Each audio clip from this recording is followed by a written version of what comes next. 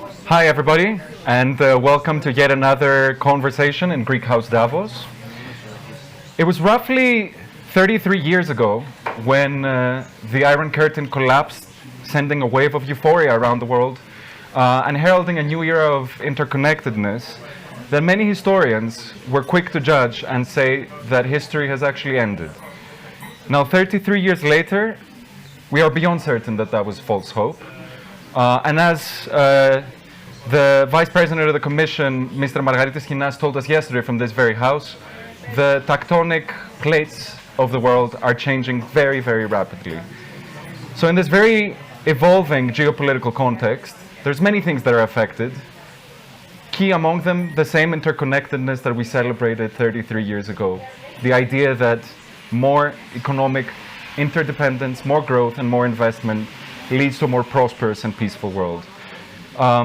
I'm very honored that we have two excellent guests with us today to discuss precisely this question. How are the geopolitical changes that the world is witnessing today affecting the investment agenda and entrepreneurship?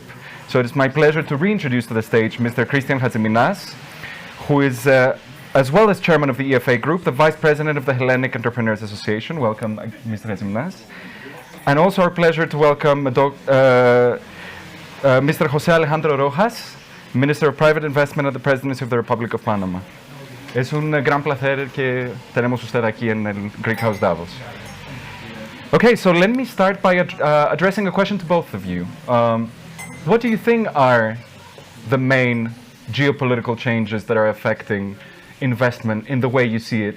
It's very interesting because you represent sort of two different sides of the world, so clearly you must see these changes differently. So what are the main geopolitical developments that are affecting investment, and what are these changes in the parts of the world that you're sort of observing?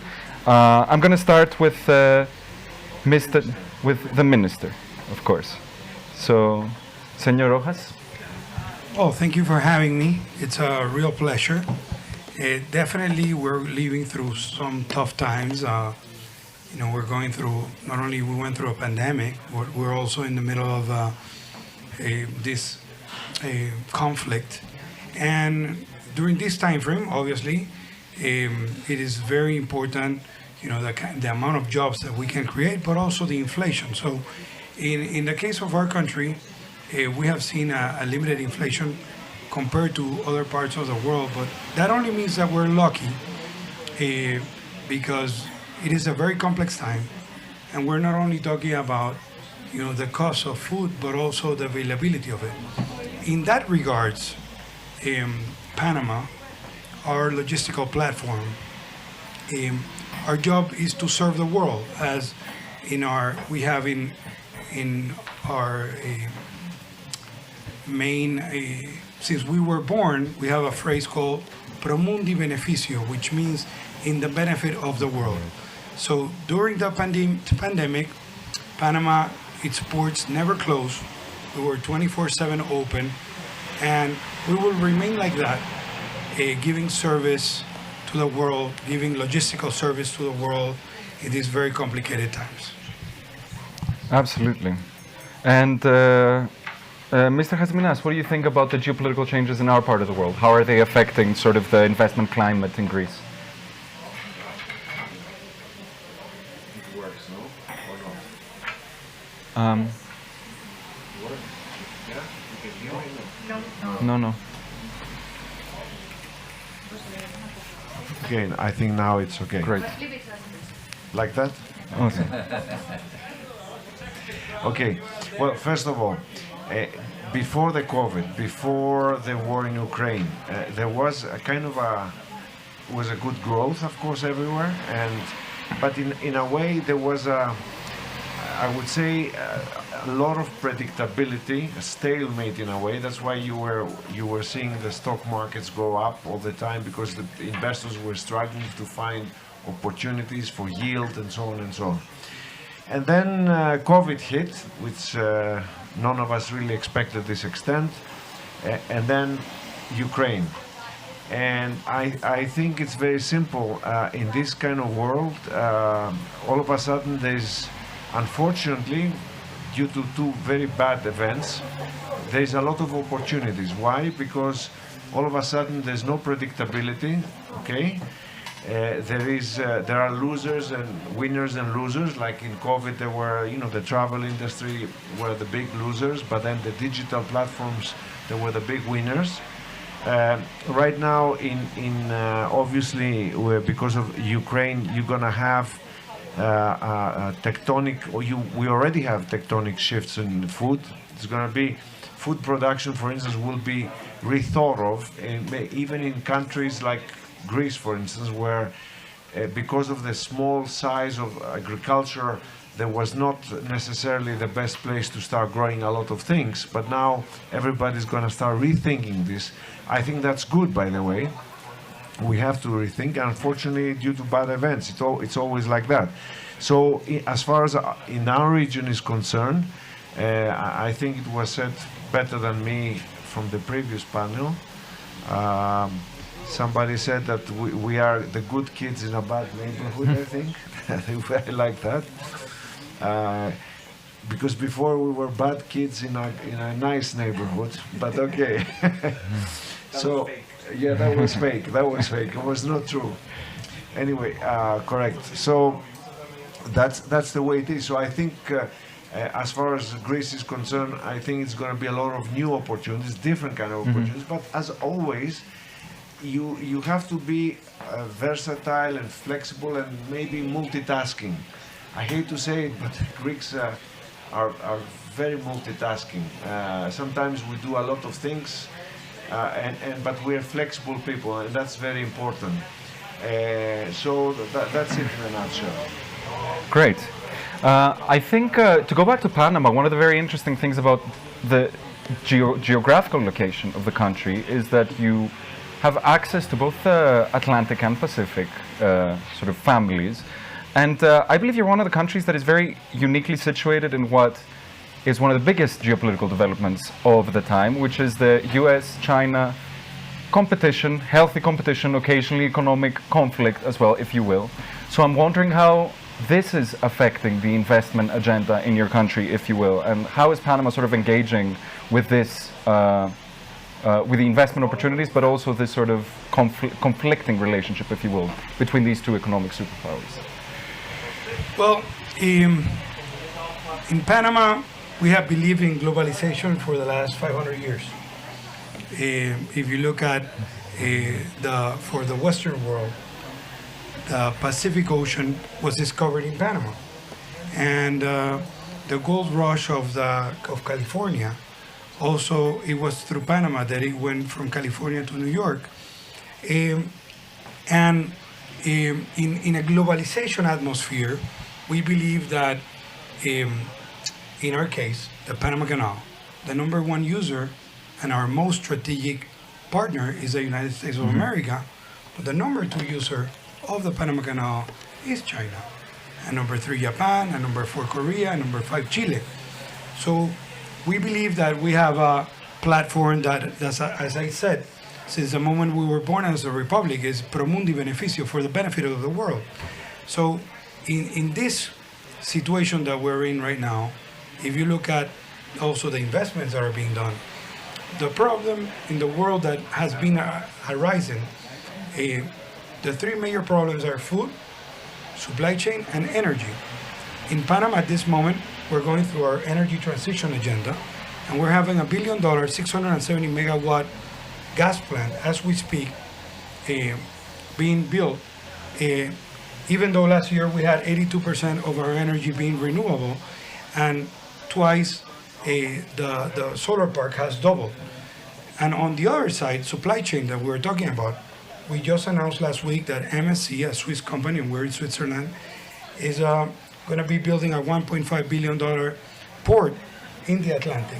So even though these situations are happening and the fragility of them that is presented, we believe that because of our stability, the best stability, socioeconomic and politically in Latin America, and having the US dollar, we're well positioned to help the world resolve supply chain and energy problems. Great. To focus a little bit more now, to leave geopolitical changes aside and focus on comparative advantages on entrepreneurship and innovation, I want to ask Mr. Khatziminas if you could give us a candid response. I mean, given the fact that you're the vice president of the Hellenic Entrepreneurs Association, if you could give us a candid take on what are the advantages of doing business in Greece, what are some of the changes you've seen, but also what are some of the main challenges that persist? We heard a lot about the changes that have happened. So what are some of the things that you would like to see changed so that we could do better business in our country? Yeah. First of all, if I understand the first part of the what was again the advantages of doing business in Greece? Yeah. Well, as I said, it's at the end of the day, no matter what we say, we end up we're talking on human capital. Everything ends up there. Human capital, and again human capital, and then capital. So there, we always had in Greece a very educated labor force, or educated, because Greeks insist a lot on having the best education for their kids. So we always had the education. Of course, we went through some bad times, and because this education needs to be transformed into something concrete that produces something, right? And I think what has been going on, despite everything bad that was going on in Greece, in the crisis and everything, there were some other wins that we could not really see at the time, which were good wins, which first of all was the digital transformation. What does it mean? It means that in essence, even Greece, which has left the industry in a way. We have had a much smaller industrial sector than in the past, but now it's not because people in Greece, they didn't really want to focus on industry. There was the tourism, shipping, and everything else. But now, when we talk about industry, it's not like before. It's a different thing. You use digital processes. It's not like you have the old smoke kind of industry. Yeah. So, plus this kind of new world, metaverse, call it whatever you want to call it, it's very suited for Greeks, because Greeks know about those things. They like, especially the younger people, they really know about these things. So you don't need a lot of things to make new startups. You don't. So that was in favor of Greece, plus its labor force. And again, despite the problems, we have a very good labor force, and we have people who have left Greece. In a way, I'm happy that they have left Greece during the crisis, because they would have been staying idle in Greece. Yeah. They went, the brain drain, as we said it, maybe it's the best thing that happened to us, because those people not only supported their families, but they also got new skills. And now, as they come back to Greece, they come with new skills, new contacts, new connections. Really, that really counts a lot. Now, what are the challenges? I'll be very brief. First of all, no matter how many people come back, they don't come back fast enough for the transformation and the investment climate that is in Greece right now, which is not just the foreign investment, but also Greeks themselves invest. And in a country, before you look into foreign investment, before the foreign investors come, you need to convince the locals, as we say, the Greeks, to invest. This government has convinced the Greek to start investing, start looking, and then also came the foreign investors. But in this environment, we really lack human capital. So what I was saying this earlier in a panel very early in the morning, that what some of us are doing right now in Greece, because we lack this enough capital to support our investment decision, thank God, also another liability that turns into an opportunity, we are forced to re-educate and reskill our own labor force.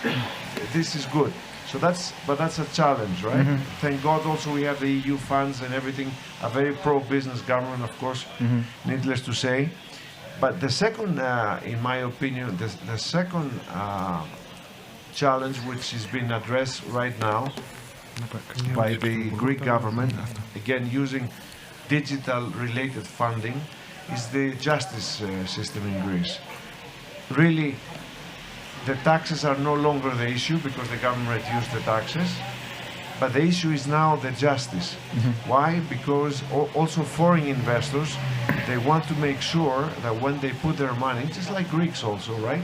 If there is a conflict, and there is conflict everywhere around the world in commercial transactions, that there is a quick resolution. This is, for me, this is the biggest challenge right now, which the government is trying to solve. It's very difficult because it's not just up to the government, but you have to get consensus within the justice community and so on. So these are the two challenges, but I think we're getting there fast. Yeah, we're on a good track. Yes. I'm wondering if, Minister, you have shared sort of the similar sentiment that sometimes liabilities can become opportunities. So I'm going to ask you sort of a similar question. What do you think are the main advantages that Panama has sort of created for investment opportunities, and what are some of the challenges that still persist, and what do you plan to do to address them? Okay, so I'll start first with the challenges. I think we're in a, as you said, we're in a moment of uncertainty. We're in a moment in which inflation rates are going to go up. We're in a moment in which interest rates, inflation, but also this pandemic left us with also a lot of jobs that were lost. So those are the main situations we have to deal with. In moments like this, it's hard sometimes for investment to be realized. Now, having said that, we feel very comfortable relatively to where we are, because every job that was lost in any country is a tragedy. Nevertheless, we are from this great situation, this great problem that was created. Somehow last year we were able to recuperate 15.5% of our GDP, which was the growth. And this year, multilaterals believe that we're going to be growing around 7.5%, but still in a moment of a lot of uncertainty.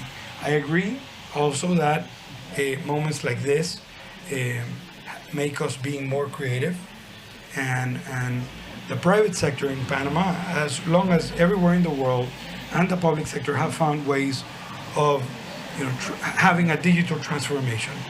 And we're in a moment that with all these challenges, we have to see where do we have to bet. Everything related, food security, having that availability of food, everything that has to do with supply chain and energy.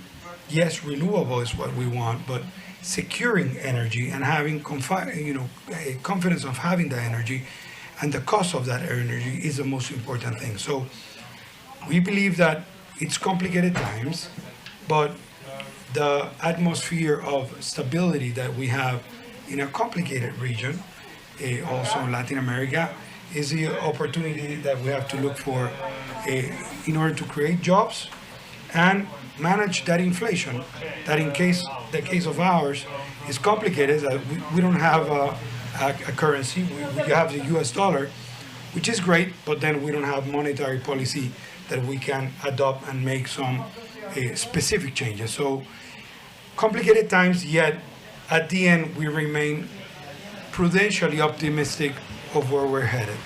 Thank you both. I think it was a very realistic outlook on things, very candid, but also I think with a note of optimism from both countries. So really wishing the best for both sort of innovation ecosystems, both in Greece and Panama. Thank you both.